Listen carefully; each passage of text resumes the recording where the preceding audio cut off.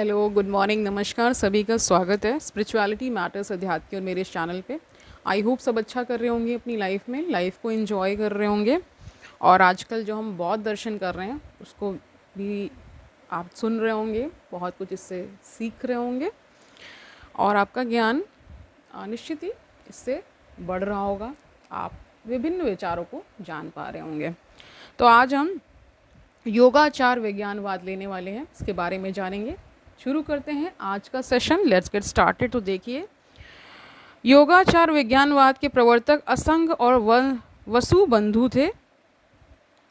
लंकावतार सूत्र विज्ञानवाद का मुख्य ग्रंथ माना जाता है।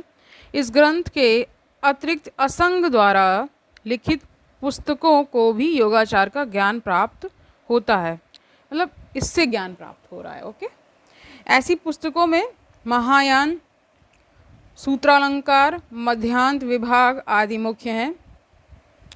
योगाचार संप्रदाय की परंपरा को जीवित रखने का श्रेय दिग्नाग, ईश्वर सेन, धर्मपाल, धर्मकीर्ति आदि विचारकों को ठहराया जाता है। यह संप्रदाय तिब्बत, चीन, जापान, मंगोलिया आदि स्थानों में प्रचलित है। इस संप्रदाय का विकास उक्त स्थानों में अनेक उप संप्रदायों में हुआ है। विज्ञानवाद के मतानुसार विज्ञान सत्य है। माध्यमिकों ने बाह्य वस्तुओं तथा चित्त के अस्तित्व को नहीं माना है।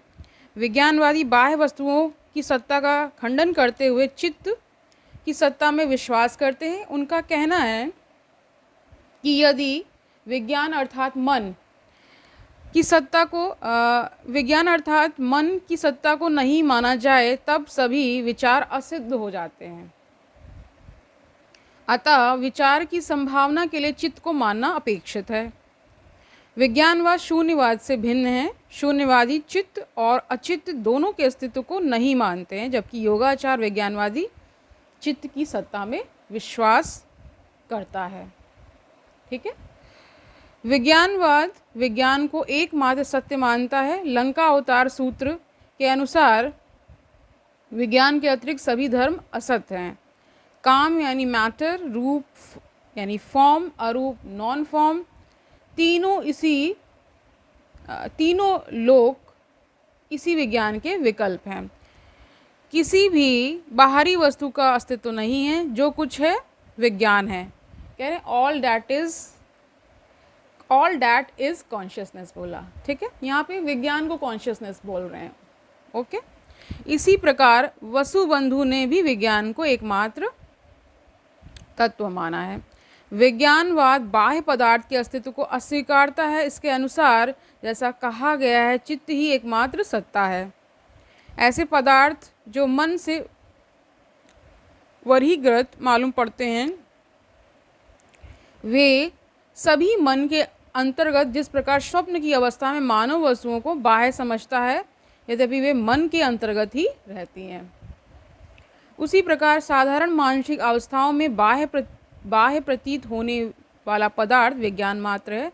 सभी बाह्य पदार्थ विज्ञान मात्र हैं। इस प्रकार विज्ञानवादी मन के बाहर के शरीर आदि सभी पदार्थों को मानसिक विकल्प यानी आइडिया मानते हैं। धर्मकीर्ति के अनुसार नीले रंग तथा नीले रंग के ज्ञान का वस्तुतः कोई अलग अस्तित्व नहीं है, दोनों एक है।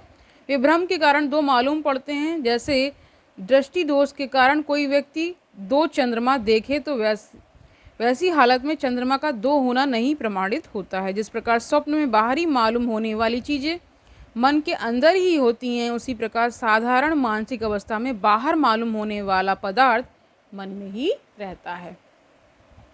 इससे प्रमाणित हो जाता है कि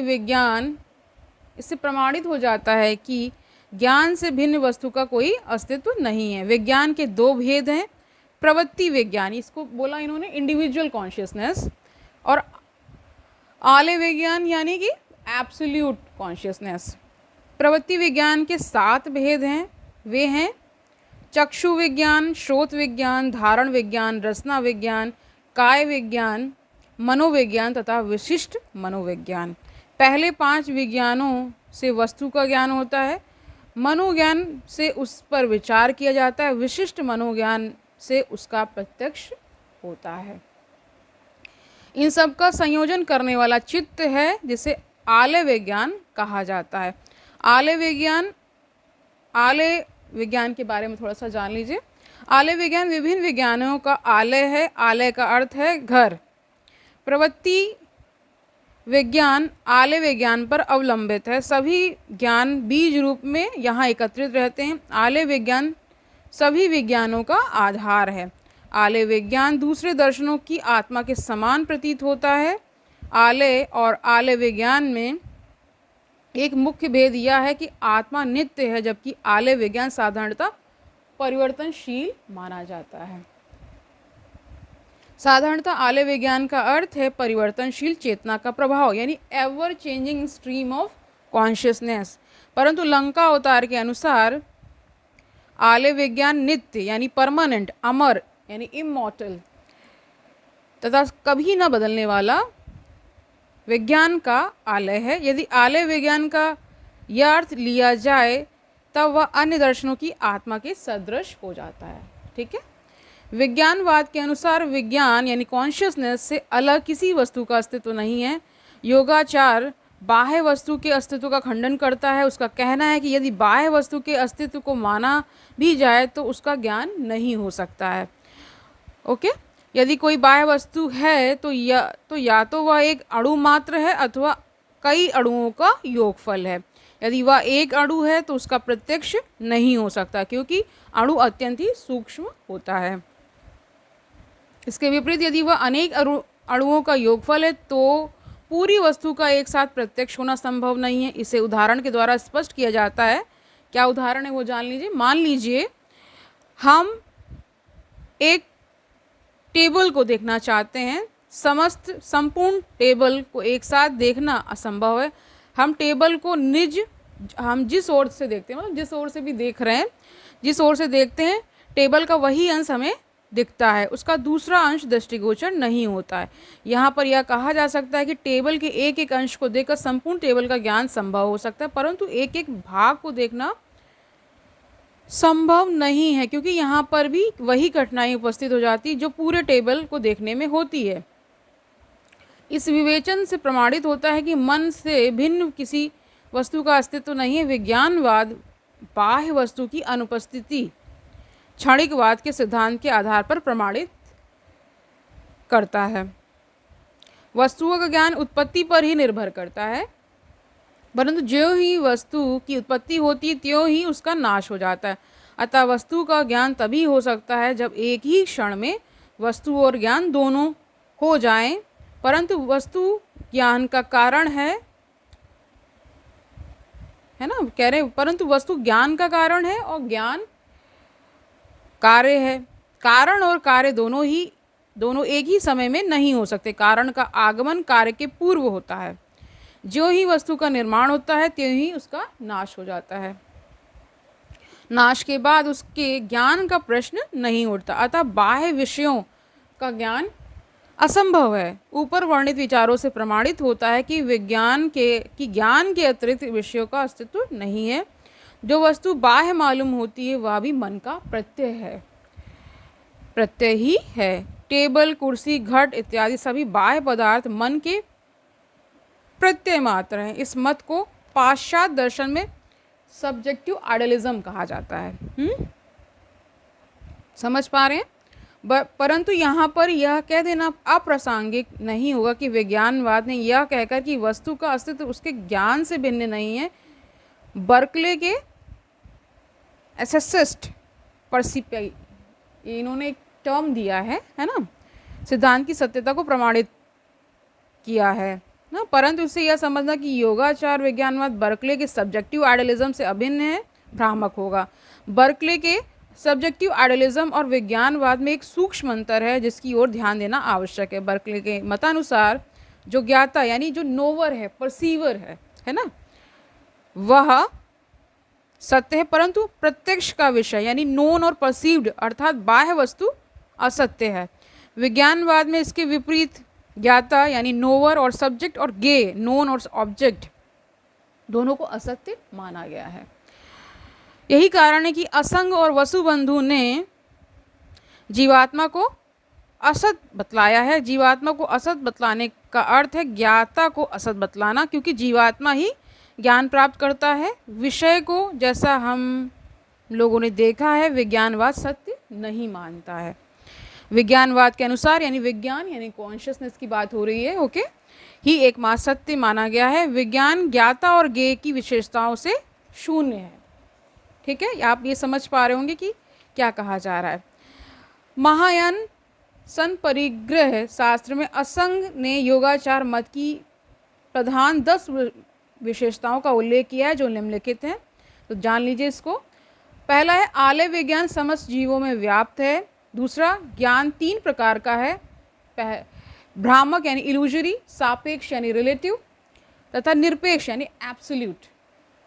तीसरा, बाह्य जगत और अभ्यंतर जगत आलय की ही अभिव्यक्तियां हैं। चौथा, 6 पूर्णताएं आवश्यक यानी परफेक्शंस की बात हो रही। पांचवा, बुद्धत्व पाने के लिए बोधिसत्व की 10 अवस्थाओं से गुजरना पड़ता है। छठा, महायान हीनयान की अपेक्षा अधिक श्रेष्ठ है। हीनयान व्यक्तिवादी, स्वार्थी तथा संकीर्ण है। इसने बुद्ध के उपदेशों को गलत समझा है। सातवां, बोधि के द्वारा बुद्ध के धर्मकाय से एक होना ही लक्ष्य है। आठवां, विषयी विषय यानी सब्जेक्ट ऑब्जेक्ट द्वैत को पार कर शुद्ध चेतना से एकता स्थापित करना वांछनीय है। नवा, पारमार्थिक दृष्टिकोण से संसार और निर्वाण में कोई भी अंतर नहीं है। नानात्व को त्याग कर तथा समत्व को अपनाकर निर्वाण यहीं प्राप्त किया जा सकता है। 10वां, धर्मकाय बुद्ध का शरीर तत्व है या पूर्ण शुद्ध चेतना है। इसकी अभिव्यक्ति संसार की दृष्टि से निर्माण काय तथा निर्वाण की दृष्टि से संभोग काय में होती है। विज्ञानवादी को योगाचार कहा गया है। योगाचार का अर्थ प्रैक्टिसर ऑफ योगा है। ठीक है, जो उसकी प्रैक्टिस करता है योगा की, उसकी बात हो रही है। विज्ञानवादी विज्ञान के अस्तित्व को प्रतिपादित करने के लिए योग का अभ्यास करते थे। योग के आचरण के कारण कह रहे हैं, योग के आचरण के आधार पर वे बाह्य जगत की काल्पनिकता को प्रमाणित करने का प्रयास करते थे, इसीलिए उन्हें योगाचार की संज्ञा दी गई है। तो हम आज के लिए इतना ही रख रहे हैं। योगाचार विज्ञानवाद हमने कर लिया है। अगर आपको कहीं कुछ संशय हो रहा है या कोई बात नहीं समझ में आ रही, तो दोबारा से वीडियो को देखेंगे, क्योंकि इसमें ऐसा है कि कुछ भी समझाने जैसा बिल्कुल भी नहीं है, क्योंकि एक एक शब्द एकदम स्पष्ट है। जो भी वो बता रहे हैं, जो भी कह रहे हैं, वो एकदम स्पष्ट है। तो कल हम क्या करने वाले हैं, सौतांत्रिक बाह्य अनुमेयवाद को करेंगे। ठीक है, क्योंकि ये चैप्टर काफ़ी लंबा है, यानी बुद्धिस्ट फिलॉसफी अपने आप में बहुत कह सकते हैं बहुत विस्तृत है, बहुत वृहद है ना। तो इस ज्ञान को हम लेते रहेंगे। और जब भी आपको कुछ भी समझना है या और उसके डीप में जाना है, तो इससे जो एडवांस लेवल की किताबें हैं, यानी कि केवल जो बुद्धिस्ट फिलॉसफी पे बेस्ड होंगी, मतलब बौद्ध दर्शन पे ही पूरा जोर जिसका है, वो अगर आप पढ़ेंगे तो एक एक चीज़ और स्पष्ट होती जाएगी। अगर आपका मतलब कह सकते हैं आपकी अगर रुचि है इसके बारे में और जानने की, उसके लिए मैं बता रही हूँ। ठीक है, आप गूगल पे सर्च करिए, बहुत सी किताबें आपको मिल जाएंगी जिन्होंने एक एक शब्द पे मतलब बहुत विस्तृत ज्ञान दिया है। उससे क्या होता है कि जो अगर बहुत डीप लेवल पे पढ़ना चाहते हैं या जानना चाहते हैं, उनको संतुष्टि तभी होगी। यहाँ तो क्या है कि कोई सिद्धांत आया, उसको बस एक्सप्लेन कर दिया गया है और फिर आगे बढ़ गए हैं। ठीक है, अगर बहुत श्रेष्ठ ज्ञान या बहुत उच्च ज्ञान चाहिए तो आपको डेप्थ में जाना ही पड़ेगा। ठीक है, तो कल मिलते हैं, तब तक आनंद से रहिए, सुखपूर्वक अपना जीवन व्यतीत करिए, दूसरों को सुखी करिए, और ये भी याद रखिए कि बौद्ध दर्शन बहुत ही आवश्यक है। इसका निरंतर अभ्यास करते रहिए, स्वाध्याय के माध्यम से बार बार वीडियो को देखिए, और इससे क्या आएगी, क्लैरिटी आएगी। हर जो भी सिद्धांत है, जो भी फिलॉसफी है, उसका बेस जब तक हम नहीं बनाएंगे तब तक एडवांस लेवल पे कैसे पहुंचेंगे। ठीक है, तो कल मिलते हैं, तब तक के लिए हरिओम तत्सत।